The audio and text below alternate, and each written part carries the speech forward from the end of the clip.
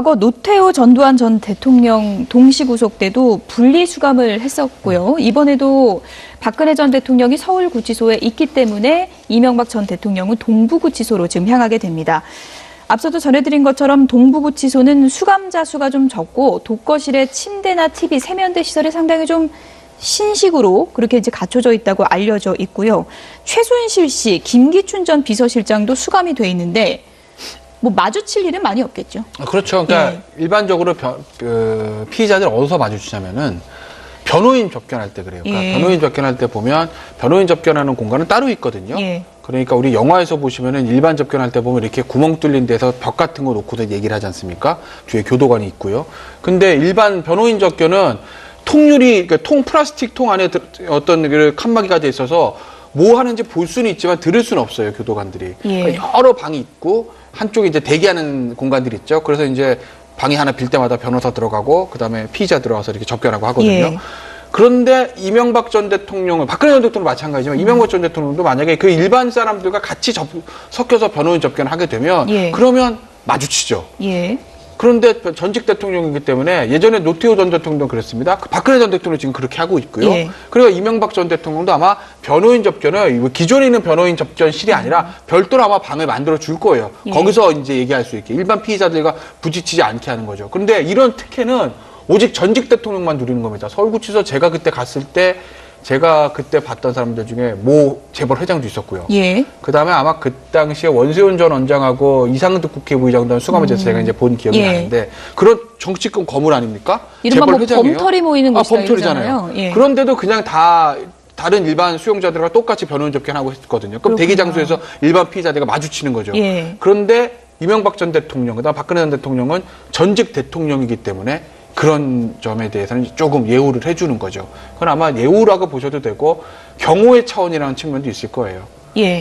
혹시 운동하다가 마주치지 않느냐. 매일 하루에 30분씩 40분씩 이렇게 주지 않습니까? 그런데 이 건물은 동부구치소 경우에는 이제 보통 다른 구치소처럼 공동의 야외 운동장이 있는 것이 아니고 층마다 운동장이 있다 그럽니다. 층마다 농구 코트가 조금씩 있고 그런 식으로 배치가 돼 있기 때문에 만약에 김기춘 전 비서실장하고 다른 층호를 배정을 하면은 전혀 마주칠 일이 없는 거죠. 그렇기 때문에 굳이 얼굴을 마주쳐도 상관이 없을 거고요. 같은 범죄 혐의로 묶여 있는 것도 아니니까. 그렇지만 현실적으로 구치소에서 잘 조정을 해서 마주칠 기회는 없지 않을까라는 생각이 듭니다. 지금 화면 왼편에는 이명박 전 대통령의 이동하고 있는 상황을 저희가 보여드리고 있고요. 오른쪽이 바로 동부구치소입니다. 지금 이명박 전 대통령이 오른쪽으로 보고 계신 동부구치소로 향하고 있습니다. 지금 밤이라 구치소 전경이 확실하게 보이진 않는데 굉장히 좀 건물이 새로 지어진 건물 같다는 느낌이 지금 한눈에도 알 수 있는 그런 생각이 듭니다. 청와대에서도 이명박 전 대통령 구속에 대해서 입장을 밝혔습니다. 무슨 말을 더 할 수 있겠나. 그저 안타까울 뿐이다. 이렇게 밝혔고요. 삼가고 또 삼가겠다. 스스로에게 가을서리처럼 엄격하겠다는 다짐을 깊게 새긴다라고 김의겸 청와대 대변인이 입장문을 통해서 밝혔습니다. 두 전직 대통령이 구속되는 상황, 청와대 입장에서도 착잡하지 않겠습니까? 착잡하죠. 사실은 저런 상황까지 오지 않기를 바랬을 겁니다. 그리고 이런 상황에서 두 전직 대통령이 함께 수감이 되는 다른 장소지만 수감되어 있는 모습은 우리 역사, 사실은 대한민국 여기 아마 외신 기자들도 많이 취재와 있고 전 세계가 이 순간을 주시하고 많이 지금 통신사들 타전을 하고 있을 겁니다. 결국은 대한민국의 과거의 대통령들이 이렇게 구속 수감되는 모습들 보면서 대한민국이 과거의 모습들 우울하고 또 이런 도덕적으로 깨끗하지 못했던 모습들을 전 세계에 보여주고 있는 건데요. 이런 측면에서 청와대도 정말로 가을서리처럼 추상 같은 그런 기상으로 스스로를 겸허하게 돌아보고 혹시라도 생길 수 있는, 왜냐하면 권력 주변에는 언제든 이런 일이 생길 수 있는 것 아니겠습니까? 세계에서 가장 민주주의가 발달했던 유럽이라든가 또 미국이나 이런 사례도 많이 나타나기 때문에 정말로 지금부터 하나하나 더 점검하고 또 제대로 직언하고 혹시라도 이런 여러 가지 이권이라든가 또는 권력의 잘못된 남용이 있을 경우에 대해서는 바로바로 비판하고 또 이것들이 서로 감시될 수 있도록 하는 제대로 된 시스템 만들어서 과거에 어땠습니까? 박근혜 전 대통령 때 민정수석이라든가 우병우 수석이라든가 김기춘 실장의 그런 농단 함께 개입이 됐고 또 이명박 전 대통령 때도 원세훈 실장이라든가 사실은 그런 부분을 도리어 방조하고 더 그런 범죄적 행태로 나가게 그런 부분을 전혀 여기에 대해서 직언하거나 또는 이걸 바로잡겠다는 노력이 없었거든요. 그런 측면에서 지금의 청와대도 언제나 그런 일이 생길 수 있다. 그런 측면에서 스스로 돌아보고 감시 시스템을 스스로 만들고 또 이런 감사를 수시로 받음으로써 이런 일이 생기지 않도록 아마 그런 다짐을 하는 자리가 돼야 될 것 같습니다. 그리고 특히 정치보복 얘기가 나오고 있는데요. 절대 정치보복이라는 그런 프레임 속에서 진행이 되어서는 안 된다고 보고요. 청와대도 그런 부분, 또 검찰도 정말 조심해야 되고 또 이 전 대통령 측도 너무 이걸 변론 전략이나 또는 대국민 여론전으로 정치보복이라는 프레임을 내걸었을 때 도리어 국민들이 분노하는 목소리가 커질 수도 있기 때문에 정말로 대한민국의 앞날을 생각하면서 함께 이 사안을 다뤘으면 하는 그런 생각입니다. 예, 아무래도 한국당 입장에서는 이 구속 집행을 지켜보는 모습이 상당히 좀 참담할 것 같다 이런 생각도 드는데 정치 보복이 반복되질 않길 바란다 이런 입장도 더불어서 밝혔고요. 정치권 각 당마다 입장은 조금씩 다른 것 같습니다. 민주평화당은 이제 구속이 당연하다 이런 입장을 밝혔고요. 바른미래당에서도 마땅한 결과다. 정의당도 비슷한 입장을 밝혔습니다. 동부구치소 이동 상황을 저희가 화면으로 실시간으로 보여드리고 있습니다. 이제 몇 분 뒤면 동부구치소로 도착할 것으로 보입니다. 동부구치소도 지금 상당히 분주하겠네요. 그렇습니다.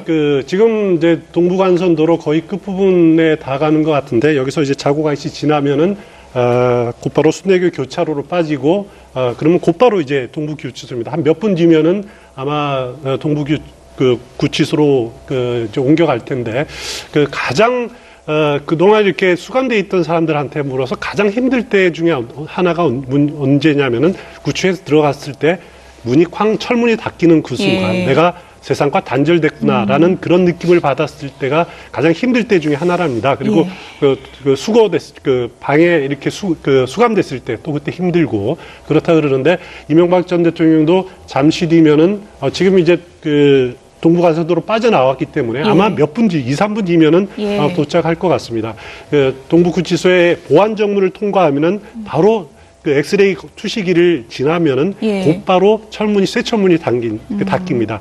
그 순간에 세상과 또 자기가 본인이 살아왔던 과거 삶과 단절됐다라는 그런 고립감들 굉장히 많이 느끼게 될 겁니다. 서울시장 거쳐서 대통령이 되기까지의 그 당당한 모습, 위기를 번번이 탈출했던 그런 모습, 그리고 지난 1월까지만 해도 정치보복이다라고 목소리를 높이기도 했는데 오늘 자택에서 나와서 차량에 탑승할 때 그 모습은 사뭇 달랐던 것 같습니다. 그렇죠. 왜냐하면 1월 달에 정치보복이다. 특히 이제 그 전에 바레인 출국 갈 때 처음에 이제 그런 얘기들 좀 나왔었죠.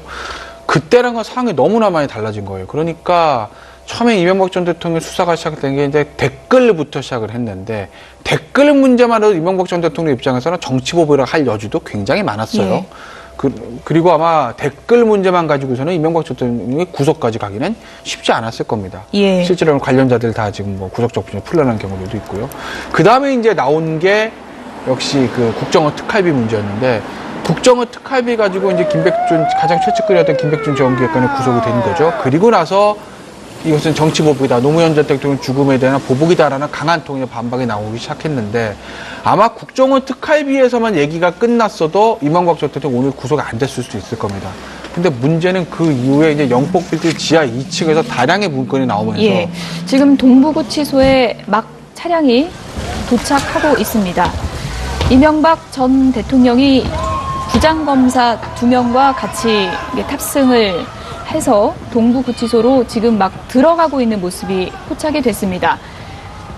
자택에서 0시 2분 정도 막 출발을 했는데 지금 한 15분 정도 걸려서 동부구치소에 도착을 했습니다. 거리상도 이제 멀지 않고 새벽 시간이기 때문에 상당히 이른 시간 안에 구치소에 도착하는 모습을 보셨습니다. 취재진이 상당히 많이 나와 있고요. 구치소에 들어가면 이명박 전 대통령은 입소 절차를 거치게 됩니다. 생활 안내 이런 것도 받게 되고 건강검진 이런 것도 하게 되겠죠? 제일 먼저 교도관이 이제 신입실로 안내를 합니다. 신입실로 안내를 하면서 먼저 인적 상황을 확인을 하면서 수용 기록부라는 것을 만듭니다. 수용 기록부에다가 인적 상황을 적고 그리고 사진을 찍게 되죠. 머그샷이라는 사진도 찍게 되고, 그리고 이제 수의로 옷을 갈아입고 또 간단한 신체 검사나 아니면은 이렇게 건강 검진을 하게 되고요. 그 다음에 앞서 말씀하신 대로 생활용품도 받고 주의사항 이런 것들 듣게 되고요. 수인 번호를 또 배정을 받게 되지 않습니까? 박근혜 전 대통령은 503번이었는데 예. 이명박 전 대통령은 몇 번일지는 잘 모르겠습니다만 예. 그런 것들로 하면서 받으면서 아마 첫날 밤을 보내게 되는데, 그러면은 물론 이명박 전 대통령이 20대 때도 수감 생활을 한 6개월 정도 한 적이 있습니다. 그때는 6.3 사태 반대한다고 한 적이 있지만은 그래도 그때만 해도 벌써 50여 년 전 아닙니까? 그렇죠. 벌써 상당히 시간이 많이 지났고 지금 77살인데 보통 아주 가장 힘든 하룻밤을 보내지 않을까 이렇게 생각이 됩니다. 동부구치소에서 잠 못 드는 밤을 보내지 않을까 그런 생각이 듭니다. 이명박 전 대통령 왼쪽에는 자택에서 나와서 차량에 이제 탑승하는 모습을 저희가 보여드리고 있고요. 그리고 동부구치소 모습이 오른쪽에 나오고 있습니다. 조금 전에 동부구치소 2분 전쯤에 도착을 했고요. 이명박 전 대통령은 지금 안쪽으로 들어가서 곧 입소 절차를 거치고 구속 수감될 것으로 보입니다. 앞서서 SNS를 통해서 입장문을 밝혔고 자택 앞에서는 별도의 입장을 발표하지 않았습니다. 정말 한번 잘해봐야겠다는 각오로 임했는데 국민의 눈높이에 비춰보면 미흡한 부분이 없지 않았던 것 같다라는 입장을 SNS를 통해서 올렸고요. 그리고 특히나 측근들, 함께 일했던 사람들, 그리고 가족들에 대한 안타까운 마음을 반복해서 밝혔습니다. 하지만 입장문에 김태현 변호사님, 앞서도 말씀하신 것처럼 혐의를 인정하는 구체적인 내용은 들어있지 않기 때문에 앞으로 철저하게 변호인단과 함께 재판 전략을 짤 것이다. 이렇게 예상해 볼 수 있겠죠. 그러니까 혐의를 인정하는 것도 없지만 그렇다고 해서 혐의를 부인하는 내용도 없습니다. 그냥 전직 대통령 소회만 있어요. 그러니까 마지막 문장, 나중에 할 말이 있으면 하겠다라는 그 문장을 가지고 역시 부인하는구나 우리가 좀 추측을 할 뿐 혐의에 대한 얘기는 전혀 없습니다. 그렇지만 이명박 전 대통령 그 전에 흐름으로 봤을 때는 아마 계속 부인할 거로 보이고 결국 전직 변호사들하고 이제 그 준비를 할 텐데 아까 지금 보시는 왼쪽 화면이죠. 이명박 전 대통령 나올 때 보니까 마지막까지 수행하던 사람은 누구냐면 정동기 전 민정수석이거든요. 다 똑같은 측근인데 이제 김효재 전 수석이라든지 이동관 수석은 먼저 나와 있고 마지막까지 같이 수행했던 사람이 바로 정동기 전 민정수석 변호사입니다. 지금 변호팀의 좌장이죠. 물론 예전에 대검차장 시절에 다스 수사를 했던 사람이기 때문에 지금 공식적으로 변호를 맡을 수 없어서 선임기를 제출을 못하고 이제 재판에 나가지 못하지만 그래도 정동기 전 수석이 모든 것을 또 지휘한다고 봐도 이제 무방할 것이거든요. 그 정도로 지금은 아마 측근들 중에서도 변호사들과 가장 좀 밀접한 관계로 보이고 역시 재판 준비를 해야 되는데 똑같은 전직 대통령이지만 박근혜 전 대통령에 비해서 훨씬 더 어려울 거예요. 왜냐하면 박 전 대통령 같은 경우에는 혐의가 대부분 다른 사람들이랑 이제 좀 중첩되는 측면이 있거든요.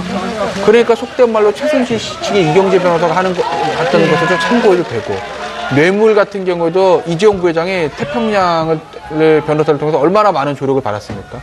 그 내용들을 사실을 차용해도 되어 오는 건데 이건 순전히 이명박 전 대통령이 혼자 감당할 수밖에 없는 법이고 또 하나 박근혜 전 대통령은 항상 쓰는 그 방패가 있지 않습니까? 나 돈 안 받았어. 나 돈 안 받았고 이거는 국정운영하다가 나오는 거지 내가 사심을 가지고 한 게 아니야. 이런 얘기들.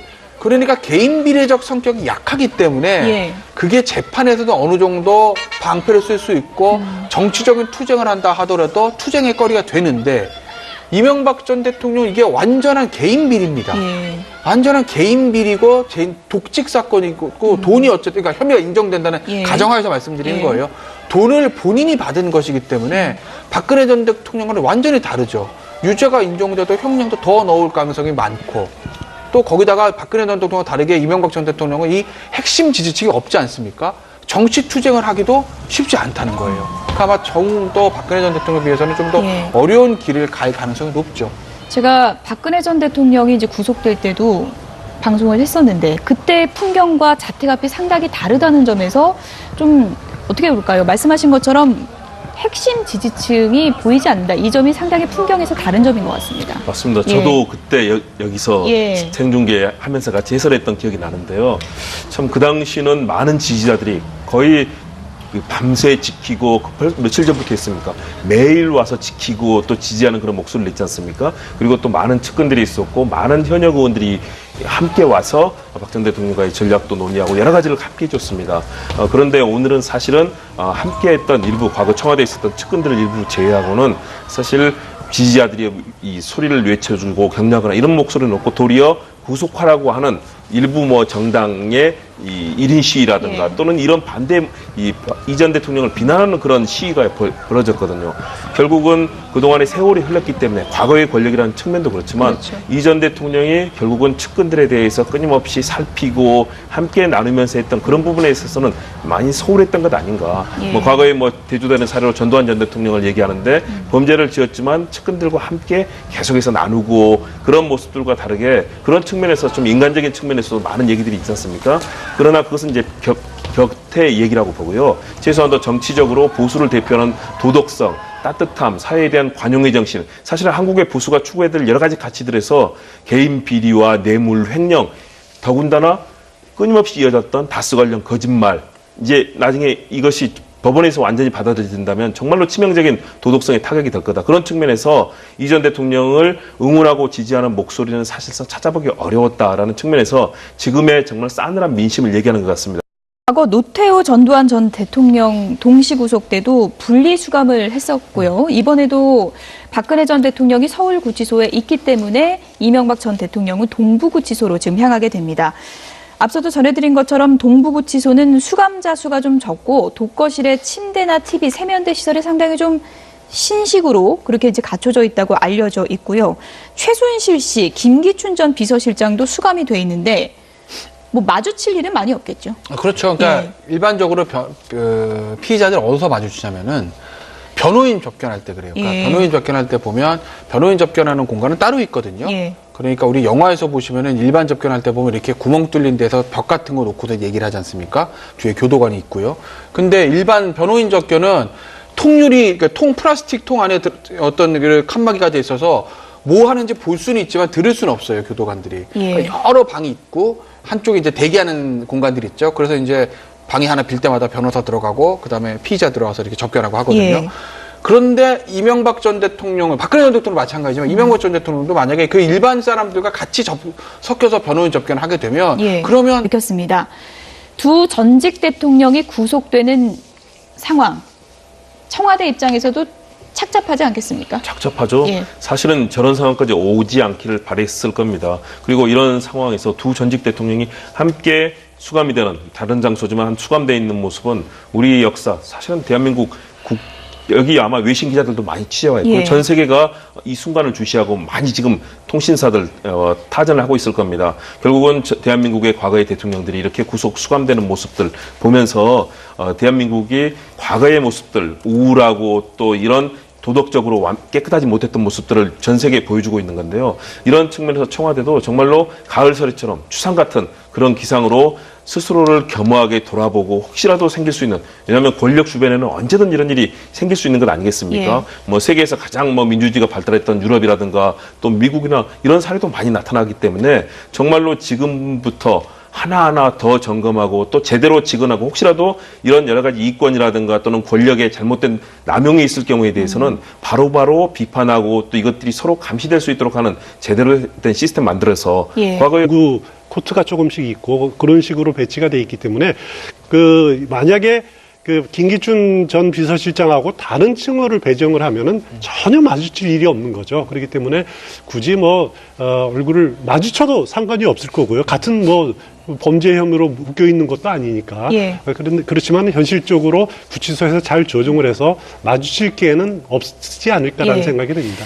지금 화면 왼편에는 이명박 전 대통령의 이동하고 있는 상황을 저희가 보여드리고 있고요. 오른쪽이 바로 동부구치소입니다.